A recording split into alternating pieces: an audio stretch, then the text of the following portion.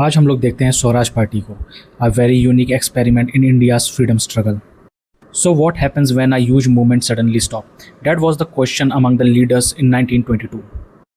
और जब गांधी जी ने 1922 में चौरी चौरा इंसिडेंट के बाद नॉन कॉपरेशन मूवमेंट विड्रॉ कर दिया था, it led to a political vacuum. It led to the formation of two distinct camps with two distinct ideologies. और आपके सामने से दो ग्रुप, नो चेंजेस, तो कंटिन्यू करना चाहते थे boycott, and pro changes who wanted to enter councils. After the defeat of their resolution in Gaya session, they formed their own party under the leadership of C.R. Das. And their plan, well, it was quite radical and wrecking the system from the inside. उनका पूरा idea था not collaborating with the Britishers and showing the weakness of the British administration.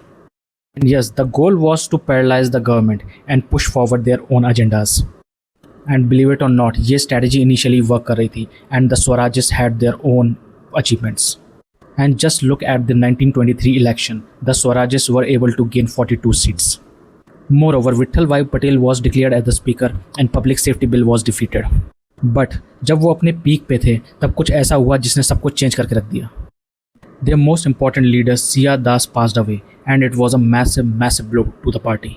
उनकी leadership के बिना party में cracks और drift सामने आने लगे और इन्हीं क्रैक्स के चलते पार्टी रिस्पॉन्सिविस्ट और नॉन रिस्पॉन्सिविस्ट के बीच में डिवाइड हो गई. कुछ लोगों ने ये थ्योरी भी सामने रखी कि ये स्प्लिट कभी टैक्टिक्स के बारे में था ही नहीं. According to M N. Roy, it was a class thing, different economic interest within the party. Party weak हो रही थी इन सब इनफाइटिंग से, वेदर बेस्ड ऑन टैक्टिक्स और क्लास, और पार्टी अपना सपोर्ट भी लूज कर रही थी. It did pretty bad in the 1926 election and after that pretty much merged in the Congress. और लास्ट में हमें ये क्वेश्चन छोड़ के जाता है, क्या ये एक फेल्ड एक्सपेरिमेंट था या एक नेसेसरी स्टेप.